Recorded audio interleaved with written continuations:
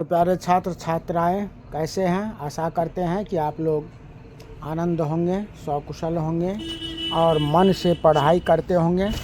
चलिए आज हम लोग Krishna tuition centre YouTube channel के माध्यम से आज हम लोग इस चैनल पर संस्कृत में जो प्रत्यय का हम लोगों का जो क्लास चल रहा है उसके अंतर्गत आज हम लोग सत्री और सानच प्रत्यय देखेंगे। यह सत्री और सानच प्रत्यय सभी बोर्ड परीक्षाओं के लिए महत्वपूर्ण है और 10th क्लास बिहार बोर्ड परीक्षा 2026 के लिए तो बहुत ही महत्वपूर्ण है। साथ ही अन्य बोर्ड के लिए, चाहे वह CBSE का बोर्ड हो या यूपी का बोर्ड हो, MP बोर्ड हो, झारखंड बोर्ड हो, जिस भी बोर्ड का छात्र हो उसके लिए यह क्लास, आज का महत्वपूर्ण क्लास बहुत ही महत्वपूर्ण है। इसीलिए आप लोग सभी को ही इस क्लास को अधिक से अधिक शेयर कीजिए, लाइक कीजिए, कमेंट कीजिए और जो अभी तक इस चैनल से नहीं जुटे हैं वह इस चैनल को सब्सक्राइब कीजिए ताकि अधिक से अधिक आप लोगों के पास में इसी तरह का महत्वपूर्ण क्लास का नोटिफिकेशन पहुंचता रहे। तो आइए आज हम लोग इस कृत प्रत्यय का चौथा जो है वर्तमान कालार्थक कृत प्रत्यय, जिसके अंतर्गत आता है सत्री और सानच प्रत्यय। जिसके अंतर्गत क्या आता है? सत्री और सानच प्रत्यय। सत्री प्रत्यय, सत्री और सानच प्रत्यय का प्रयोग है, प्रयोग हुआ हुई में, जैसे पढ़ता हुआ, जाता हुआ, खेलता हुआ, हंसता हुआ इत्यादि क्रियाओं का बोध कराने के लिए ये सत्री और सानच प्रत्यय का, सत्री और सानच प्रत्यय का प्रयोग होता है। पर अस्मय पदी धातु में सत्री प्रत्यय जब लग जाता है तो धातु के अंत में अत प्रत्यय शेष बचता है। अंत में, धातु के अंत में सत्री प्रत्यय जुटने से धातु के अंत में अत शेष रहता है।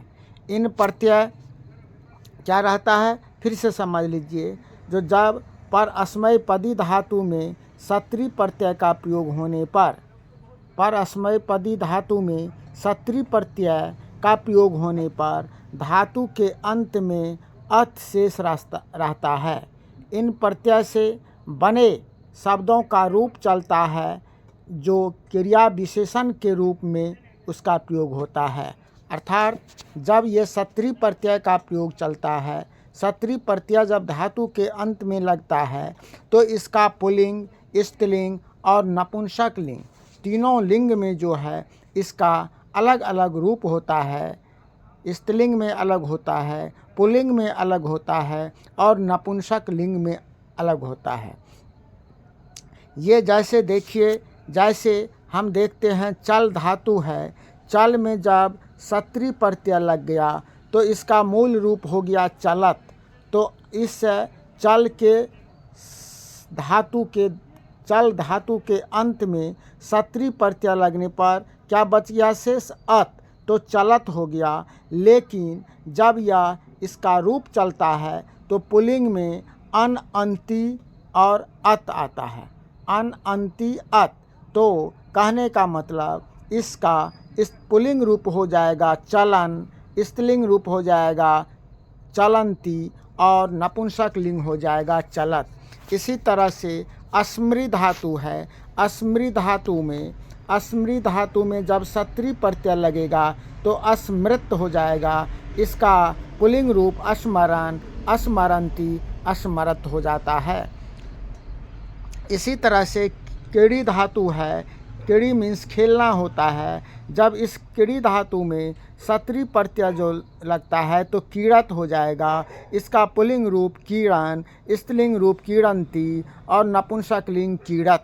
नहीं, ध्री धातु है। ध्री मीन्स धारण करना। ध्री धातु में जब सत्री प्रत्यय लगता है तो धार्यत, पुल्लिंग रूप इसका धार्यन और स्त्रीलिंग रूप धार्यन्ति और नपुंसक लिंग में धार्यत हो जाता है। ऐसे ही दा धातु है। दा धातु में जब सत्री प्रत्यय लग गया तो यक्षत, यक्षन, यक्षन्ति, यक्षत हो जाता है। राजु धातु है, नहीं, राजत, राजन, राजंती, राजत हो जाता है। ऐसे ही पठ धातु में जब यह सत्री प्रत्यय लगता है तो क्या हो जाएगा रूप पठत, लेकिन इसका पुल्लिंग रूप हो जाएगा पठन, स्त्रीलिंग रूप हो जाएगा पठन्ति और नपुंसक लिंग हो जाएगा पठन, पठत। इसी तरह से सेब धातु है। सेब धातु में भी जब सत्री प्रत्यय लग गया तो धातु हमारा मूल तो धातु रूप बन गया सेबत, सेबत और इसका पुल्लिंग रूप सेबन, सेबंती, सेबत, नहीं। ऐसे ही जब नम धातु है, नम धातु में सत्री प्रत्यय जुटने से, नहीं, क्या हो गया नमत, लेकिन पुल्लिंग रूप हो जाएगा नमन, स्त्रीलिंग रूप हो जाएगा नमंती और नपुंसक लिंग में हो जाएगा नमत। जब लिख धातु में सत्री प्रत्यय लगेगा, जब लिख धातु में सत्री प्रत्यय लगेगा तो ऐसे ही क्या हो जाएगा लिखत, लिखान है। जब सत्री प्रत्यय लग जाएगा तो यह रूप हो जाएगा इसका क्या लिखत, क्या रूप हो जाएगा लिखत। और लेकिन जब पुल्लिंग रूप में आएगा तो इसका रूप हो जाएगा लिखन, स्त्रीलिंग रूप में लिखन्ति और नपुंसक लिंग में लिखत आ जाता है। तो इस तरह से प्यारे बच्चों आज हम लोग ये सत्री प्रत्यय को देखें। अब हम लोग इसका सानच्य प्रत्यय देखेंगे।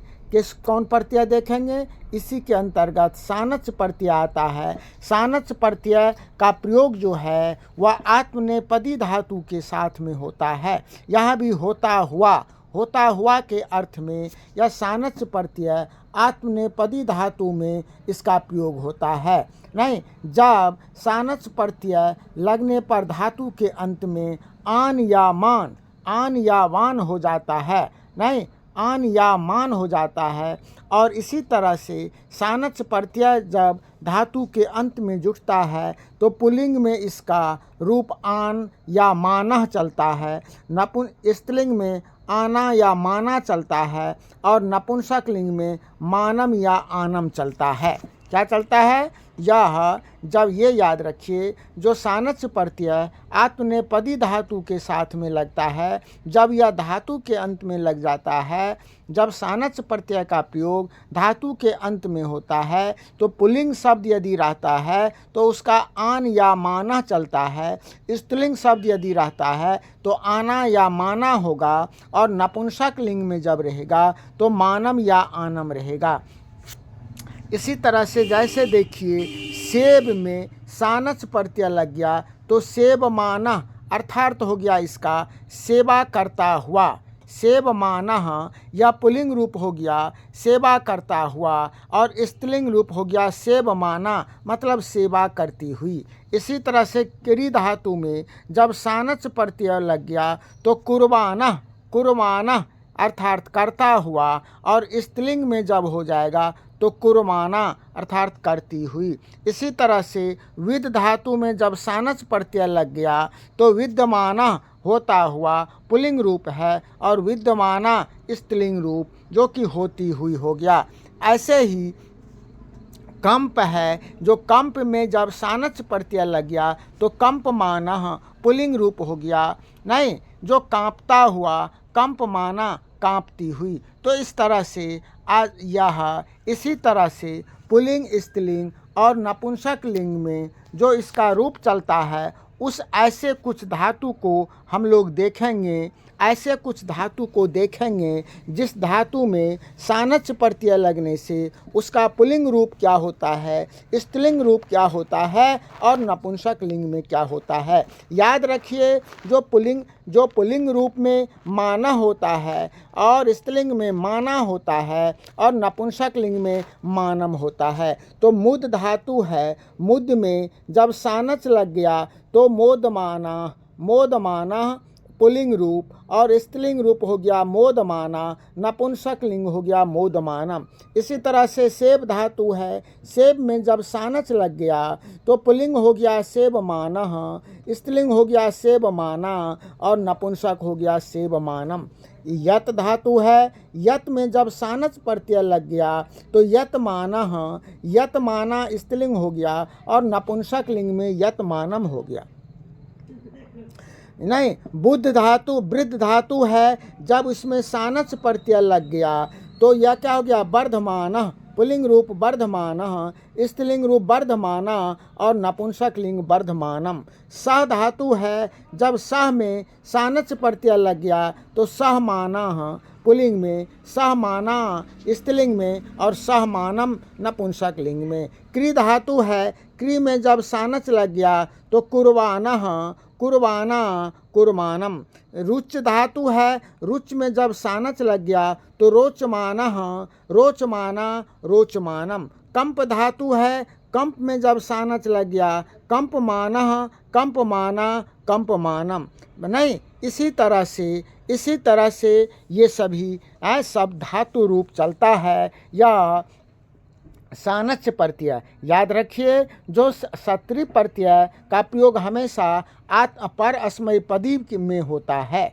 सत्री प्रत्यय का हमेशा किस धातु में होता है? पर अस्मयी पदी में होता है। और सानच प्रत्यय का प्रयोग हमेशा आत्मनेपदी में होता है। सत्री प्रत्यय जब जुट जाता है तो धातु के अंत में अत शेष बचता है और सानच प्रत्यय जुट जाता है तो माना या आना बचता है।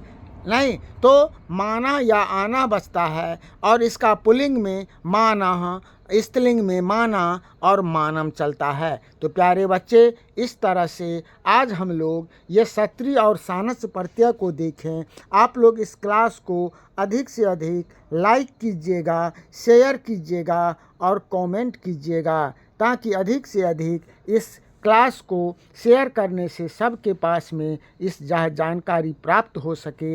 इसी आशा और विश्वास के साथ आप लोगों को, आप तमाम छात्र छात्राओं की आपकी सफलता के लिए आपको शुभ आशीर्वाद, हार्दिक बधाई। जय हिंद।